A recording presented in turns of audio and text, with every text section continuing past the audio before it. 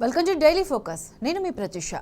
100 రోజుల కాంగ్రెస్ పాలనలో తెలంగాణ రాష్ట్రం 10 ఏళ్లు వెలిక్కి వెళ్ళింది. తెలంగాణ ప్రజలను అలవికాని హామీలతో మోసం చేసిన కాంగ్రెస్ 100 రోజుల్లో రాష్ట్రాన్ని ఆగం చేసింది. 6 గ్యారంటీల పేరుతో అరచేతిలో వైకుంఠం చూపించి తెలంగాణ ప్రజలను నయవంచన చేసింది. బీఆర్ఎస్ పాలనలో దేశానికే ఆదర్శంగా నిలిచిన తెలంగాణ రాష్ట్రం ఇప్పుడు అంధకారంలో విలపిస్తున్నది. వ్యవసాయం పండుగై సుభిక్షంగా విలసిల్లిన రాష్ట్రం ఇప్పుడు కరువు కొరల్లో చిక్కుకున్నది. కాంగ్రెస్ 100 రోజుల పాలనలో తెలంగాణలోని అన్ని రంగాలు విధ్వంసమయ్యాయి. ముఖ్యంగా రైతాంగం తీవ్ర సంక్షోభంలో కూరుకుపోయింది.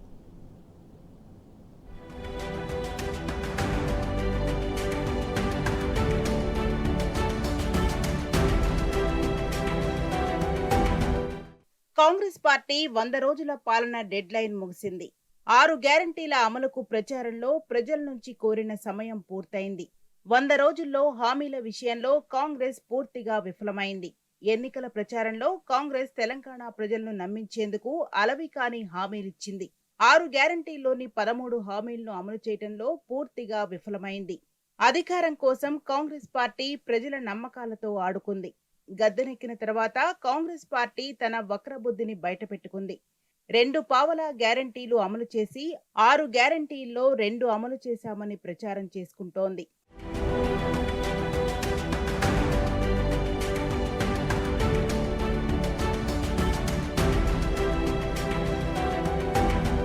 తెలంగాణ ప్రజలను కాంగ్రెస్ పార్టీ నమ్మించి మోసం చేసింది. 6 గ్యారంటీలనే తడిగుడ్డతో రాష్ట్ర ప్రజల గొంతు కోసింది. రైతు డిక్లరేషన్, యువ నిరుద్యోగ డిక్లరేషన్, మహిళా డిక్లరేషన్, బీసీ డిక్లరేషన్, మైనార్టీ డిక్లరేషన్ల పేరుతో ప్రజలను వంచింది.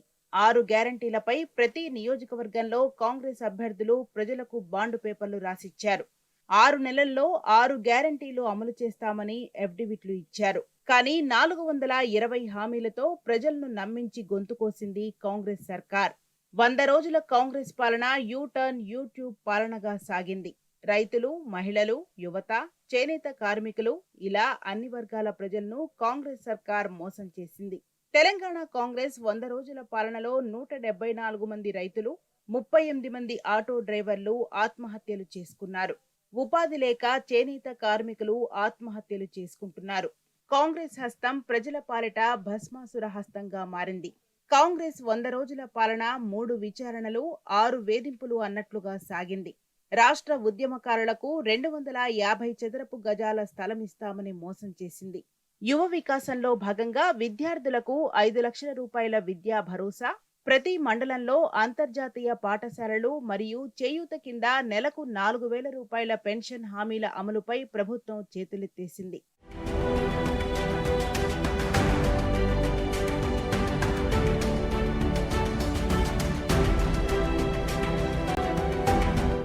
కాంగ్రెస్ అధికారంలోకి వస్తే మొదటి సంతకం రైతు రుణమాఫీదేనని చెప్పిన రేవంత్ రెడ్డి గెలిచిన తర్వాత మాట తప్పారు.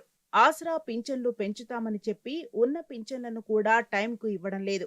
కేసీఆర్ తెలంగాణ పరువు పెంచే ప్రయత్నం చేస్తే రేవంత్ రెడ్డి కరువు పెంచేందుకు పోటీ పడుతున్నారు. కేసీఆర్ పాలనలో పచ్చటి పొలాలు కనిపిస్తే 10 ఏళ్ల తర్వాత కాంగ్రెస్ పాలనలో పంటలకు మంట పెట్టే పరిస్థితి వచ్చింది. కేసీఆర్ హయాంలో తాగునీటికి, సాగునీటికి లోటు లేదు. కానీ రేవంత్ పాలనలో రాష్ట్రంలో కన్నీటికి కొరత లేని పరిస్థితి దాపురించింది. కాంగ్రెస్ అధికారంలోకి రాగానే తెలంగాణలోని కృష్ణా ప్రాజెక్టులను కేంద్రానికి అప్పగించింది. అటు నల్లమలలో యురేనియం తవ్వకాలు మొదలయ్యాయి. కరెంటు కోతలు మొదలయ్యాయి. పరిశ్రమలు గుజరాత్కి తరలిపోతున్నాయి. రైతు బీమా ఆగింది. చేనేత కార్మికుల ఆక్రందనలు పెరిగాయి. హామీల వైఫల్యం నుంచి ప్రజల దృష్టిని మరల్చేందుకు CM Revanth Reddy 3rd grade మాటలతో డైవర్షన్ గేమ్స్ ఆడుతున్నారు. మానవ బాంబులవుతాం, పేగులు మెడలో వేసుకుని ఊరేగుతాం, గుడ్లు పీకి గోళీలు ఆడుతామంటూ దిగజారుడు వ్యాఖ్యలు చేస్తున్నారు.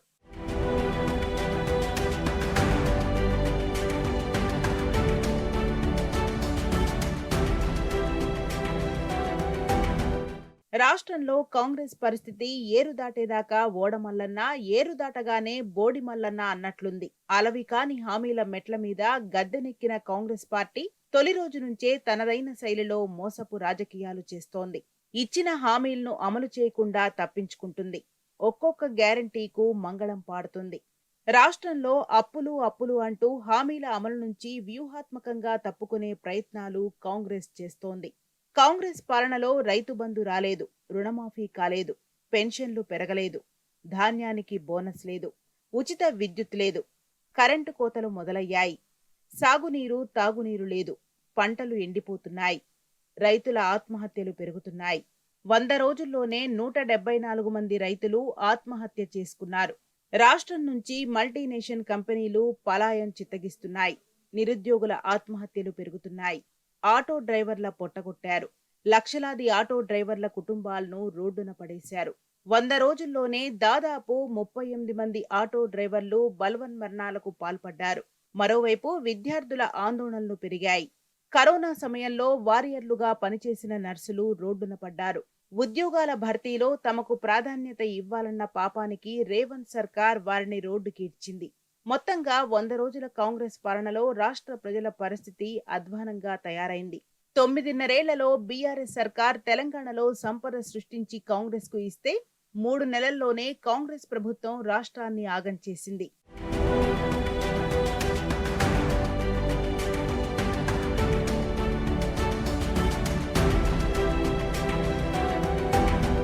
వంద రోజుల కాంగ్రెస్ ఏలుబడిలో తెలంగాణ తిరోగమన పథంలో పాతాళానికి పడిపోయింది. స్టాక్ మార్కెట్లు కుప్పకూలినట్లు రాష్ట్ర ఆర్థిక వ్యవస్థ 100 రోజుల్లోనే కుప్పకూలిపోయింది. అసత్యాల మీద అర్ధసత్యాలతో గద్దెనెక్కిన కాంగ్రెస్ సర్కార్ తెలంగాణ ప్రజలను దారుణంగా వంచింది. బీఆర్ఎస్ హయాంలో విద్యుత్ రంగంలో వెలుగులు విరజిమ్మిన రాష్ట్రాన్ని కాంగ్రెస్ చిమ్మ చీకట్లకు తీసుకెళ్తున్నది. 10 ఏళ్లుగా కేంద్రం సహకారం లేకున్నా కేసీఆర్ తెలంగాణను దేశంలో అభివృద్ధిలో అగ్రస్థానంలో నిలిపారు. 24 గంటల నాణ్యమైన ఉచిత కరెంటునిచ్చారు. రైతు బంధు, రైతు బీమా వంటి బృహత్తర పథకాలను అమలు చేశారు. రైతు రుణమాఫీని విజయవంతంగా పూర్తి చేశారు. పంటలకు పెట్టుబడి సాయంతో పాటు మద్దతు ధరకు పంటలు కొనుగోలు చేశారు. ఫలితంగా రాష్ట్రంలో వ్యవసాయం పండుగలా మారింది. కానీ 100 రోజుల కాంగ్రెస్ పాలనలో ఇప్పుడు వ్యవసాయం మళ్లీ దండగైంది.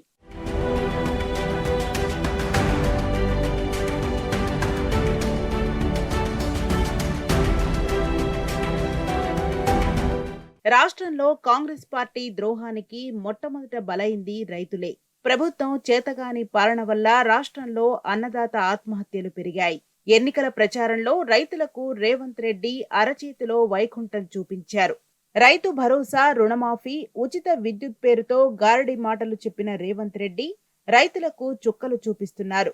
అధికారంలోకి రాగానే డిసెంబర్ 9న 2 లక్షల రుణమాఫీ చేస్తామని నమ్మబలికి రైతులను తడిగుడ్డతో గొంతు కూశారు. 100 రోజుల కాంగ్రెస్ పాలనలో రాష్ట్రంలో అప్రకటిత విద్యుత్ కోతలు మొదలయ్యాయి. కరెంటు ఎప్పుడొస్తుందో ఎప్పుడు పోతుందో రైతులకు తెలియడం లేదు. ఉమ్మడి నల్గొండ, వరంగల్, కరీంనగర్ జిల్లాల్లో కరెంటు కోతల మూలంగా పంటలు ఎండిపోతున్నాయి. రిజర్వాయర్లలో సరిపోను నీళ్లున్నా కాలువల ద్వారా పంటలకు ఇవ్వడం లేదు.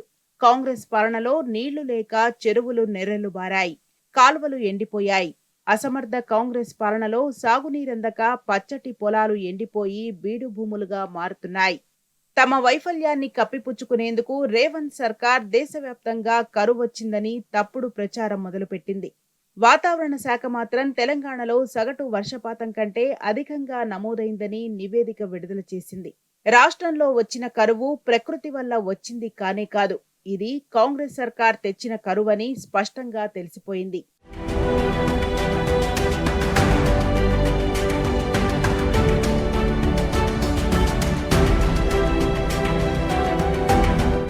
ఇక ఎన్నికల ముందు కౌలు రైతుల గురించి పదే పదే చెప్పిన కాంగ్రెస్ పార్టీ అధికారంలోకి వచ్చిన తర్వాత దాన్ని ఊసే ఎత్తడం లేదు. భూమి ఉన్నవారికి కాకుండా భూమి సాగు చేసే వారికి రైతు భరోసా ఇస్తామని కాంగ్రెస్ సర్కార్ చెప్పింది. దీంతో భూ యజమానులు తమ భూమిని కౌలు రైతులకు ఇవ్వడానికి ముందుకు రావడం లేదు. ఫలితంగా రాష్ట్రంలో దాదాపు 44 లక్షల మంది కౌలు రైతులు రోడ్డున పడ్డారు. కాంగ్రెస్ బూటకపు హామీలు, అనాలోచిత నిర్ణయాల మూలంగా కౌలు రైతుల పరిస్థితి రెంటికి చెడ్డ రేవడిలా మారింది.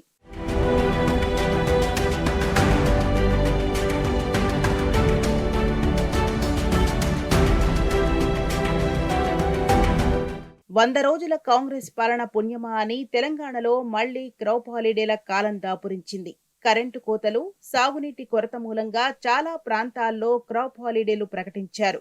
సాగర్ ఆయకట్టుతో సహా వరంగల్, కరీంనగర్, మహబూబ్ నగర్, రంగారెడ్డి జిల్లాల్లో అధికారికంగా రైతులు క్రాప్ హాలిడేలు ప్రకటించారు. ఇతర ప్రాంతాల్లో కరెంటు రాక, కాలువల ద్వారా సాగునీరు అందక రైతులు తమ భూములను పడావు పెడుతున్నారు. ఫలితంగా తెలంగాణ రాష్ట్రంలో దశాబ్ద కాలం తర్వాత పడావు భూముల శాతం పెరిగింది. సాగు విస్తీర్ణం గణనీయంగా పడిపోయింది. పల్లె పల్లెన పల్లేర్లు మొల్చే తెలంగాణలోనా అని పాడుకునే దుస్థితి మళ్లీ దాపురించింది.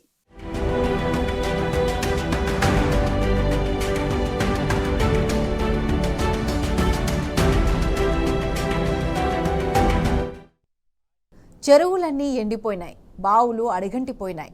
ఒకవైపు ఎండలు ముదరక ముందే భూగర్భ జలాలు ఇంకిపోయినాయి. పంటలతో పాటు బోర్లు ఎండిపోతుంటే రైతన్నలు గోసపడుతున్నారు. ఏ ప్రాజెక్ట్ చూసినా డెడ్ స్టోరేజీలు, క్రాప్ హాలిడేలతోనే విలపిస్తున్నాయి. సాగునీటితో పాటు తాగునీటి కోసం వేలాది గ్రామాలు ఇబ్బంది పడుతున్నాయి. సరైన వర్షాలు లేక ప్రకృతి ఆగ్రహిస్తే, సరైన ఆలోచన లేక కాంగ్రెస్ సర్కార్ తెలంగాణను ఆగం చేసింది. 6 గ్యారంటీలు, 420 హామీలకు ఆశపడిన తెలంగాణ సమాజానికి ఇప్పుడు అసలుకే ఎసరొచ్చింది.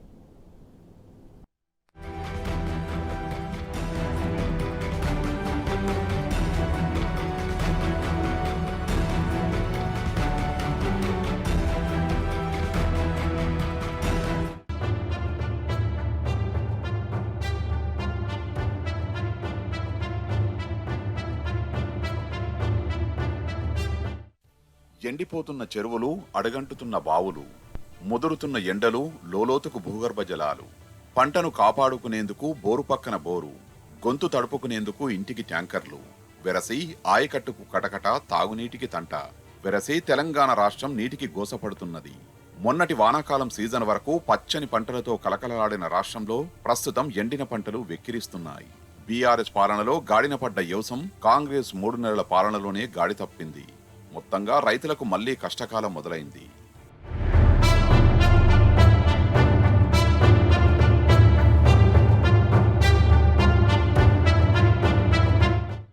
తెలంగాణలో మళ్లీ మునుపటి కరువు రోజులు కళ్ల ముందు కదలాడుతున్నాయి. పంటలు చేతికొచ్చే పరిస్థితి లేక పెట్టుబడి భారమై రైతులు అప్పుల పాలవుతూ ఆత్మహత్యలు చేసుకుంటున్నారు. కరువు తరుముకొస్తున్న ఈ తరుణంలో కాంగ్రెస్ సర్కారు చేస్తున్న తప్పులు తెలంగాణ రైతాంగానికి శాపంగా పరిణమిస్తున్నాయి. తెలంగాణలో ప్రస్తుతం ఉన్న దుర్భర పరిస్థితులకు ప్రకృతి కంటే ఎక్కువ కాంగ్రెస్ పాలకులదే ప్రధాన తప్పిదం. అసలే ఈసారి వర్షాకాలం రైతులను ముంచేసింది. కరువొచ్చిన సమయంలోనే కాళేశ్వరం విలువ తెలుస్తుందని తెలంగాణ తొలి సీఎం కేసీఆర్ ఎన్నోసార్లు చెప్పారు. అసలు కాళేశ్వరం ప్రాజెక్టును కట్టిందే అందుకు. అతివృష్టి అయ్యే సమయంలో నీటిని ఎత్తిపోసి కాళేశ్వరంలోని ప్రాజెక్టులు బరాజుల్లో నింపుకొని కరువు కాలంలో వాడుకోవచ్చనే ఆలోచనతో ఈ ప్రాజెక్టును నిర్మించారు కేసీఆర్. అందుకు తగ్గట్టుగా గత బీఆర్ఎస్ ప్రభుత్వ హయాంలో ఏడాదంతా నీటిని ఎత్తిపోసుకొని రైతులకు సమృద్ధిగా నీళ్లిచ్చారు. కాళేశ్వరం జలాలతో ప్రాజెక్టులు బరాజులే కాదు, వేల సంఖ్యలో చెరువులను నింపారు. ఫలితంగా భూగర్భ జలాలు పైపైకి ఉబికి వచ్చాయి. ప్రాజెక్టు ఆయకట్టుతో పాటు బోరుబావుల కింద లక్షల ఎకరాల్లో సమృద్ధిగా పంటలు పండాయి. కానీ కాంగ్రెస్ సర్కారు గద్దెనెక్కిన తర్వాత కాళేశ్వరం ప్రాజెక్టుపై పగబట్టింది. కేసీఆర్ పై పగ సాధించేందుకు తెలంగాణకు ఆయువు పట్టుగా మారిన కాళేశ్వరంను నిర్వీర్యం చేసే కుట్రలకు తెగించింది. కాళేశ్వరానికి కీలకమైన మేడిగడ్డ బరాజులో ఏర్పడిన చిన్న సమస్యను సాకుగా చూపించి ప్రాజెక్టునే నాశనం చేసే కుట్రలకు పాల్పడుతున్నది. మన నాయకుడు పెద్దలు కేసీఆర్ గారికి తెలంగాణలోని భౌగోళిక పరిస్థితుల పట్ల, ఇక్కడి వాతావరణ పరిస్థితుల పట్ల, ఇక్కడి రైతుల దుస్థితి పట్ల సంపూర్ణమైన ఆలోచన అవగాహన ఉంది కాబట్టి ఆయన పూర్తి స్థాయి ఏకాగ్రతతో మొదటి 10 ఏళ్లు తెలంగాణలో నీళ్లు ఇవ్వాలి అనే తపనతోని కమిట్మెంట్తో పనిచేసిండు. కానీ ఇవాళ ఈ సన్నాసి రేవంత్ రెడ్డి వచ్చినాక ఆయనకి ఏదీ తెలియదు. కాళేశ్వరం ఏందో తెలియదు, మేడిగడ్డ ఏందో తెలియదు, మల్లన్న సాగర్ తెలియదు, చెరువులు నింపుడు తెలియదు, వాగులలో నీళ్లు పోసుడు తెలియదు, రైతుల పంటలు కాపాడు అంతకంటే తెలియదు. ఎవడో రాసిచ్చిండి నా చదివిండు. కరువు వచ్చింది కాబట్టి రేపు రాబోయే రోజుల్లో గోస అవుతుంది, తయారు కాండ్రి అంటున్నా. అందుకే నేను అంటున్నా, ఇది కాలం తెచ్చిన కరువు కానే కాదు. కాళేశ్వరం లాంటి ప్రాజెక్టు ఉండగా కాంగ్రెస్ పట్టించుకోకపోవడం వల్ల, రిపేర్లు చేయకపోవడం వల్ల కాంగ్రెస్ తెచ్చిన కరువు అనే మాటను రైతులకు ఊరూరా చెప్పవలసిన బాధ్యత మన మీదనే ఉన్నది. వర్షాలు సమృద్ధిగా కురవని ప్రభావం తెలంగాణ రాష్ట్రంలో స్పష్టంగా కనిపిస్తోంది. రాష్ట్ర వ్యాప్తంగా ఉన్న జలాశయాల్లో నిల్వలు రోజురోజుకు తగ్గిపోతున్నాయి. భూగర్భ జలాలు పాతాళంలోకి పడిపోతున్నాయి. ఇప్పుడే ఇలా ఉంటే రానున్న 2 నెలల్లో ఎండలు మరింత ముదిరితే ఇంకెంత దుర్భర పరిస్థితులు దాపురిస్తాయోనని ప్రజలు ఆందోళన చెందుతున్నారు. వాస్తవానికి 4-5 ఏళ్లుగా రాష్ట్రంలో వర్షాకాలం సీజన్ ముగిసిన తర్వాత కూడా వానలు కురిశాయి. 2-3 ఏళ్లు నైరుతి రుతుపవనాలు రాష్ట్రం నుంచి ఆలస్యంగా నిష్క్రమించాయి. ఫలితంగా అక్టోబర్-నవంబరుల్లో వర్షాలు పడి మళ్లీ జలాశయాలు నిండిపోయేవి. ఒకే సీజన్లో 2-3 సార్లు సాగునీటి వనరులు కలకలలాడాయి. అవే నీళ్లు యాసంగి సీజన్ వరకు ఉండడంతో సాగునీటికి సమస్య ఏర్పడలేదు. కానీ ఈ సంవత్సరం వర్షాలు తక్కువగా పడడం యాసంగి సాగుకు ప్రతిబంధకంగా మారింది. వ్యవసాయ శాఖ తాజా నివేదిక ప్రకారం రాష్ట్ర వ్యాప్తంగా ఫిబ్రవరి ఆఖరు వరకు భూగర్భ జలాలు సగటున ఉపరితలం నుంచి 8.70 మీటర్ల లోతులోకి వెళ్లిపోయాయి. ఇటువంటి క్లిష్టమైన పరిస్థితుల్లో కాంగ్రెస్ సర్కారు మాత్రం మేడిగడ్డ బరాజుకు మరమ్మతులు చేయకుండా రాజకీయాలు చేస్తున్నది. కాళేశ్వరం అనే ఒక మహా ప్రాజెక్టులో మేడిగడ్డ ఒక భాగం మాత్రమే. అటువంటి మేడిగడ్డ బ్యారేజీలో ఉన్న 86 పిల్లర్లలో కేవలం 3ంటికి సమస్య తలెత్తింది. కాళేశ్వరంలో కీలకమైన మేడిగడ్డ బ్యారేజీకి యుద్ధ ప్రాతిపదికన మరమ్మతులు చేపడితే వీలైనంత తొందరగా మళ్లీ నీటిని ఎత్తిపోయవచ్చు. కానీ కాంగ్రెస్ ప్రభుత్వ ఆలోచన మాత్రం మరోలా ఉంది. మేడిగడ్డకు మరమ్మతులు చేయించకుండా వానాకాలం సీజన్ వరకు కాలయాపన చేయాలని చూస్తున్నది. భారీ వర్షాలు, వరదల మూలంగా మొత్తం బ్యారేజీ ధ్వంసమైతే కేసీఆర్ ఇమేజ్ను మరింత డ్యామేజ్ చేయవచ్చనే దుర్బుద్ధితో తెలంగాణను ఆగం చేస్తున్నది. రైతుల మేలు కోరి ఆ ప్రాజెక్టును పునరుద్ధరించి మళ్ళీ సస్యశ్యామలం చేసి ఆ ప్రాజెక్టులో నీళ్లు నింపి మళ్ళీ మోటార్ లాంచ్ చేసి యథావిధిగా రైతులకి పంట పొలాలకి నీళ్లు వచ్చేటట్టుగా చూడమని రైతుల తరఫున మేము ప్రభుత్వాన్ని డిమాండ్ చేస్తాం. తెలంగాణ రాష్ట్ర వ్యాప్తంగా ఇప్పుడు ఎండిపోతున్న పంటలు దర్శనమిస్తున్నాయి. కండ్ల ముందే పంటలు ఎండిపోతుంటే రైతన్నలు నిస్సహాయులై ఆవేదన చెందుతున్నారు. కొందరైతే ఎలాగైనా పంటలు బతికించుకోవాలని ట్యాంకర్ల సాయంతో పొలాలకు నీళ్లు పెట్టుకుంటున్నారు. భూగర్భ జలాలు పడిపోవడం, ప్రాజెక్టులో నిల్వలు తగ్గిపోతుండటంతో రాష్ట్రంలో తీవ్రమైన నీటి కొరత ఏర్పడింది. వివిధ జిల్లాల్లో పంటలు ఎండిపోతున్నాయి. గతేడాదితో పోలిస్తే రాష్ట్రంలో యాసంగి సాగు విస్తీర్ణం గణనీయంగా తగ్గిపోయింది. నిరుడు 57.09 లక్షల ఎకరాల్లో వరి వేస్తే ఈసారి 50,84,000 ఎకరాల్లో మాత్రమే సాగైంది. నిరుడు యాసంగిలో అన్ని పంటలు కలిపి 73,10,000 ఎకరాల్లో సాగైతే ఈసారి 66,30,000 ఎకరాలకు పడిపోయింది. సాగు విస్తీర్ణం తగ్గడమే కాదు, సాగునీటి కొరత మూలంగా దిగుబడి కూడా గణనీయంగా పడిపోయే ప్రమాదం నెలకొన్నది. నాగార్జున సాగర్ ప్రాజెక్టు డెడ్ స్టోరేజీకి చేరుకున్నది. సాగర్ ఆయకట్టు కింద దశాబ్ద కాలం తర్వాత క్రాప్ హాలిడే ప్రకటించారంటే పరిస్థితి తీవ్రతను అర్థం చేసుకోవచ్చు. అటు జూరాల కింద సైతం క్రాప్ హాలిడే ప్రకటించారు. కర్ణాటక నుంచి సీపేజ్ నీరు రాకపోవడంతో జూరాల నీటిని తాగడానికే పరిమితం చేశారు. మరోవైపు ఉమ్మడి ఖమ్మం జిల్లాలోనూ తాగునీటి కష్టాలు మొదలయ్యాయి. ఉమ్మడి జిల్లాలో మొత్తం 700 చెరువులు ఎండిపోయాయి. ఫిబ్రవరిలో సాగర్ నుంచి నీరు రాకపోవడంతో 950 గ్రామాలకు తాగునీటికి ఇబ్బంది తలెత్తింది. వారం రోజులుగా ఖమ్మం పట్టణంలో 8 ట్యాంకర్లతో తాగునీటిని సరఫరా చేస్తున్నారు. మరోవైపు కరీంనగర్ జిల్లాలో ఎస్ఆర్ఎస్పీ ఆయకట్టుకు ఆన్ అండ్ ఆఫ్ పద్ధతిలో నీరు అందజేస్తున్నారు. ఈ ప్రాజెక్టులో 25 టీఎంసీలు మాత్రమే ఉన్నాయి. పంటలు చివరికి వచ్చేసరికి నీళ్లు దక్కని పరిస్థితి తలెత్తింది. 2 ఎకరాల పొలం నాటు పెట్టినాము, ఎండిపోయింది. సాయం చేయరి, రైతు బంధు పడలేదు. కేసీఆర్ ఉన్నాక నీళ్ళు వచ్చినాయి, అన్నీ నీళ్ళు రావట్లేవు. ఇంత సాయం చేయరు. కేసీఆర్ గవర్నమెంట్ ఉన్నప్పుడు మేము 4 ఎకరాల భూమి ఉంది, నాటు పెట్టుకుంటే మాకు ఉన్న కాడికి మంచిగా పడినాయి. ఇప్పుడు ఏముంది, ఆ 4 ఎకరాల నాటు పెట్టుకుంటే మాకు పొలం ఎండిపోతుంది, అన్నీ ఎండిపోతుంది. బోరు పోతలేదు, ఏం పోతలేదు. మన గవర్నమెంట్ వచ్చాక కాంగ్రెస్ గవర్నమెంట్ వచ్చింది, మా కాలువల నీళ్లు బంద్ అయినాయి.